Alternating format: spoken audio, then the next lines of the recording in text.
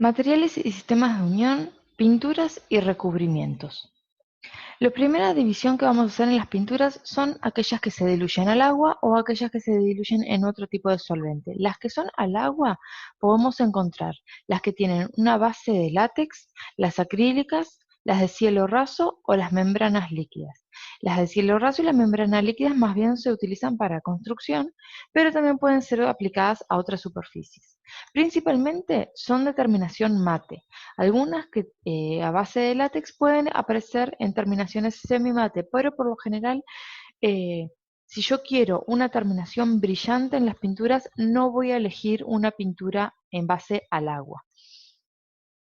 Las que son de látex y las membranas poseen un muy buen recubrimiento, pero no dejan respirar la superficie. Esto tiene principalmente indicaciones para el área de la construcción, es decir, no recomendamos jamás un uso de látex o membrana para baños y cocinas, que son espacios donde suele haber mucho vapor, porque el vapor de agua cuando toca la superficie de la pared, si es una pared impermeable, lo que va a hacer es se va a condensar y va a chorrear en forma de agua, ¿sí?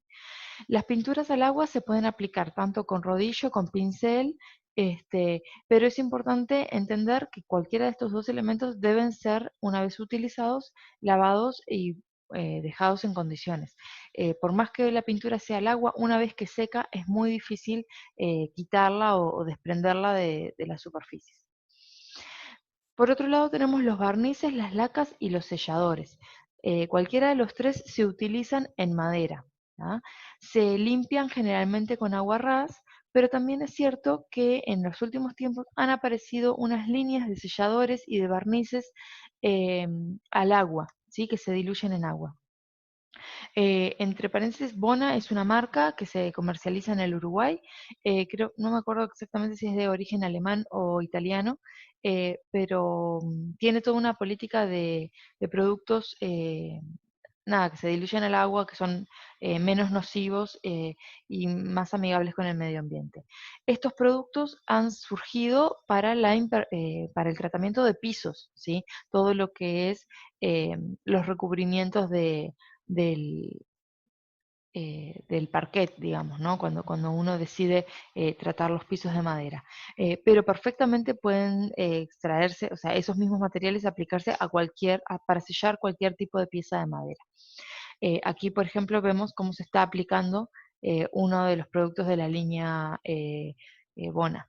Y también viene con resistencia dependiendo del tránsito, ¿no? Alto tránsito, tránsito medio, y la terminación en brillo, muy brillante en mate y demás.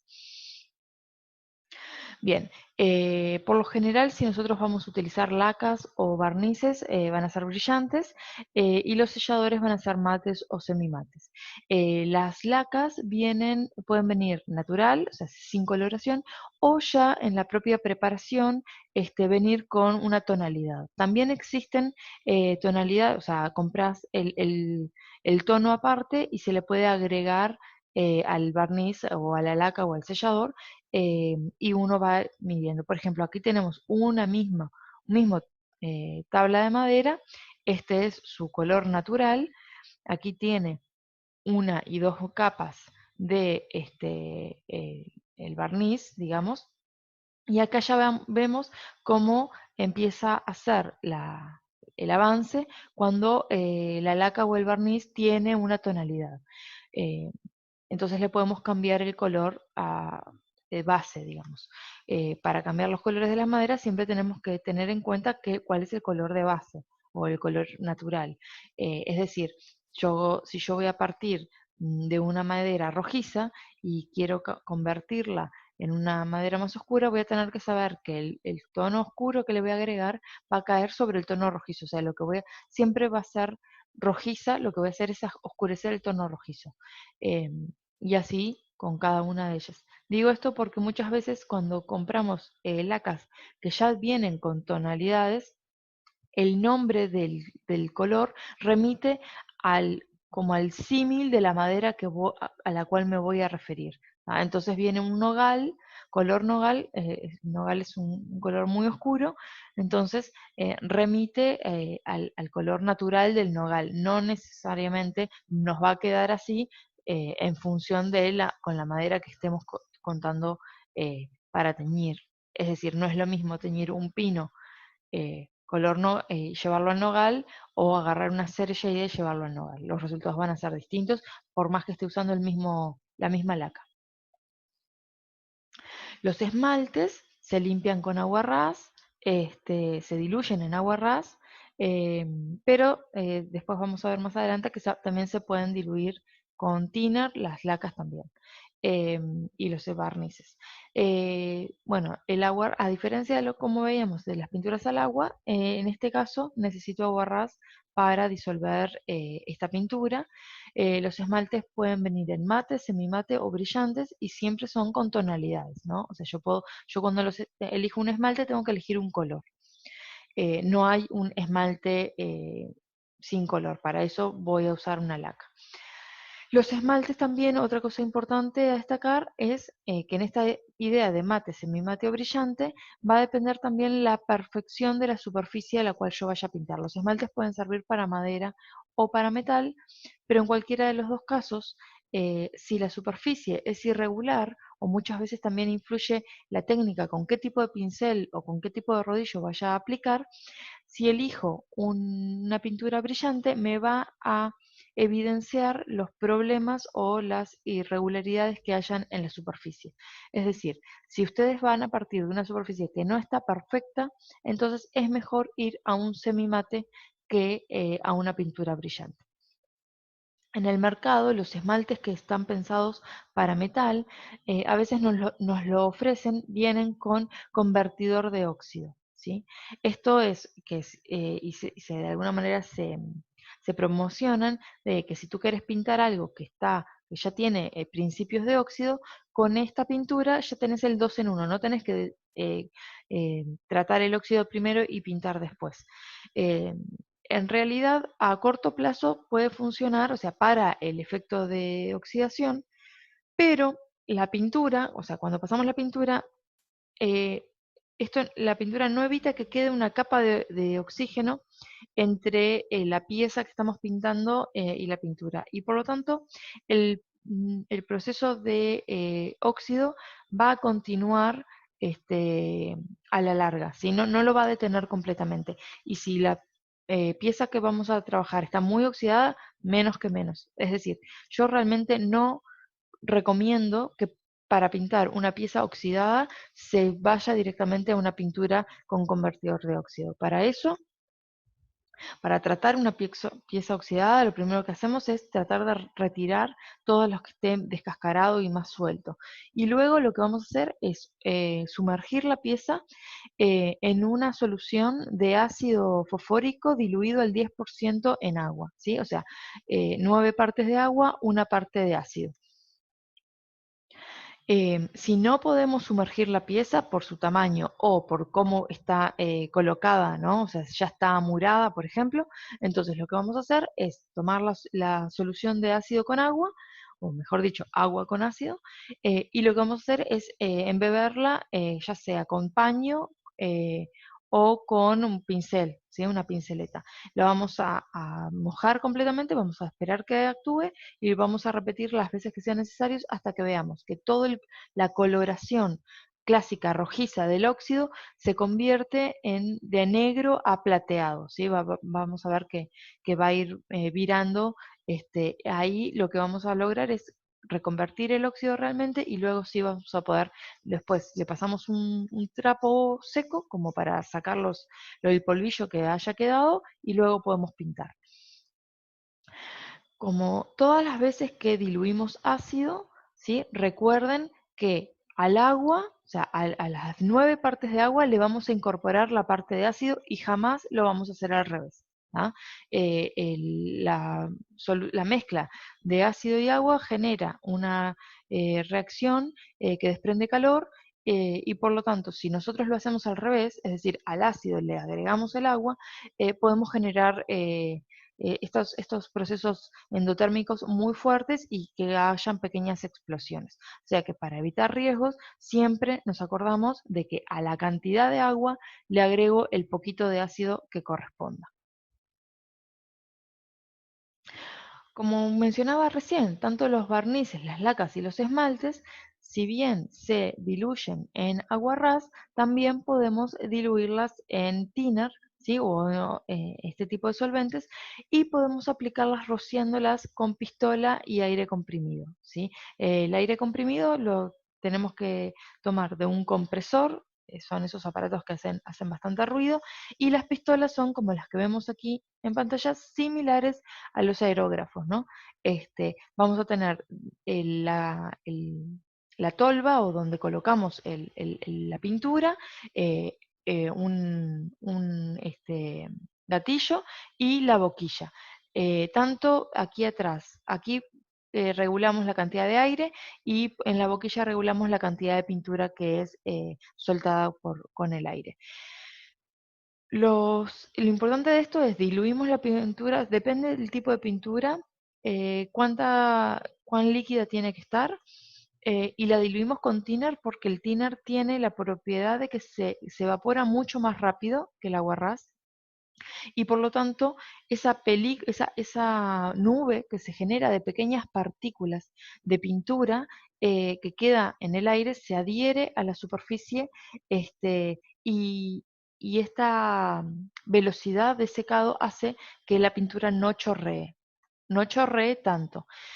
Pintar con pistola es muy similar que manejar aerosol, ¿sí? El efecto es muy similar. O sea, nosotros apretamos y dispersamos la pintura pulverizada en el caso del aerosol. Y con el aerosol muchas veces viene como un accesorio que nos permite trabajar una boquilla más fina o si no el normal.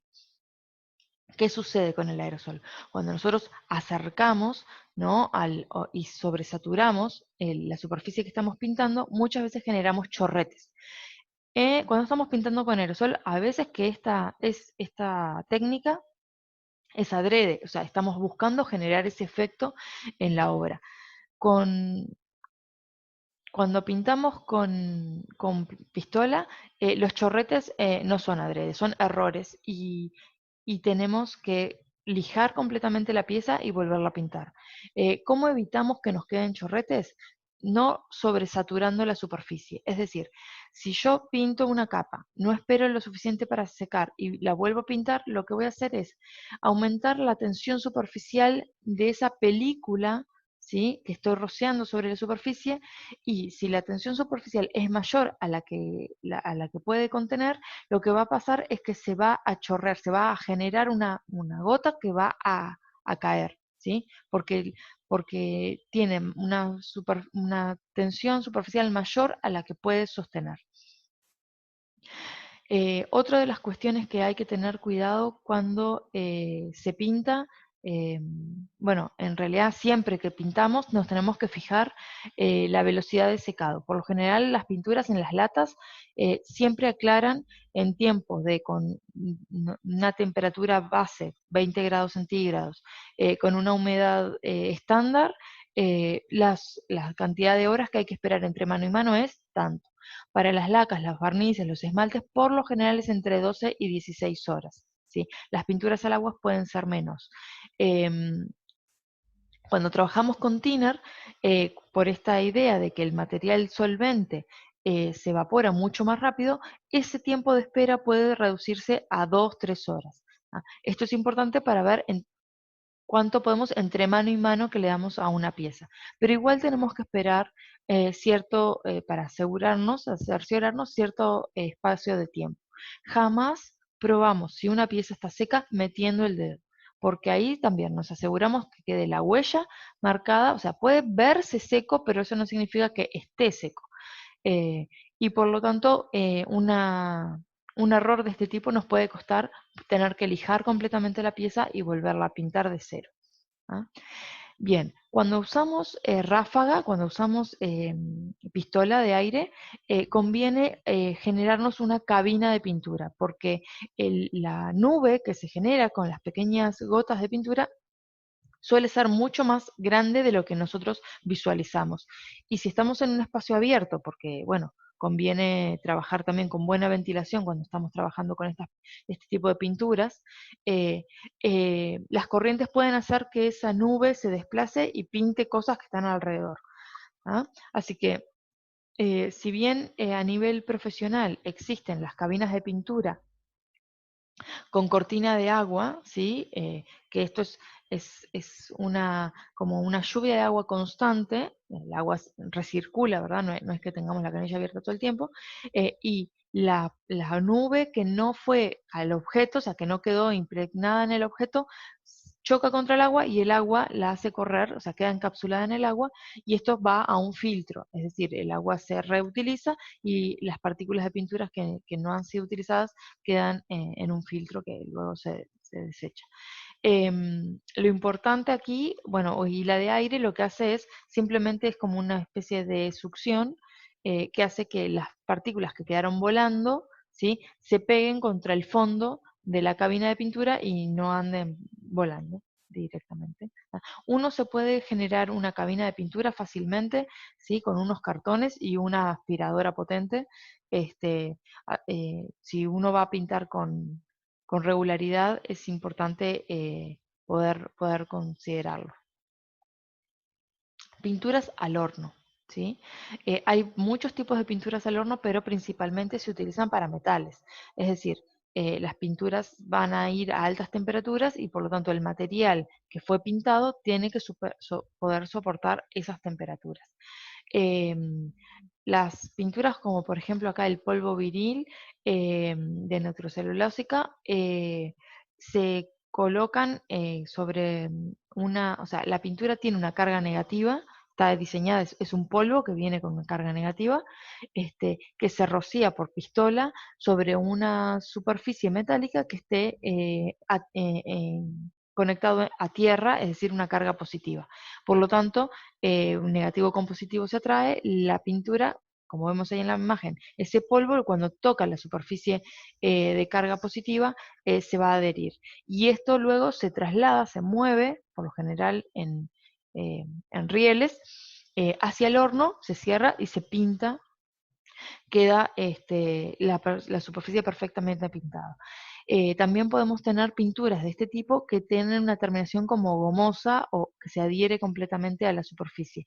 Las pinturas que son al horno suelen ser muchísimo más resistentes a los rayados, suelen ser muchísimo más resistentes a los golpes, no se descascaran, protegen mucho más de la oxidación, por ejemplo, pero bueno, por lo general son piezas industriales, ¿no? De construcción en masa, no es que uno vaya y pida, me pintás esta pieza única, pero para pequeñas cantidades también se puede probar. Bueno, también tenemos otras cosas que no son pinturas, pero que son de protección de las piezas, son los recubrimientos. Por ejemplo, el anodizado, que es un proceso de oxidación a través de una superficie con aluminio y manganeso. Eso suele suceder en las piezas de aluminio y se maneja con manganeso. Esto es a través de la inmersión de piezas en unas bateas que suelen tener productos químicos y también se le hace pasar electricidad a la pieza para que se genere esta pregnancia, digamos, del manganeso. Es muy similar a cómo se hace el cromado u otro tipo de este, eh, terminaciones que requieren la inmersión de las piezas en distintas bateas con distintos ácidos y distintos productos químicos. Muchas de ellas, algunas utilizan electricidad, otras no. ¿Ah? Bien, hasta aquí lo que son las pinturas. Un ejemplo nomás, esto es simplemente cómo necesitaban aplicar un número distintivo en el muro y en vez de pintar el número, en este caso el número 13, ¿no?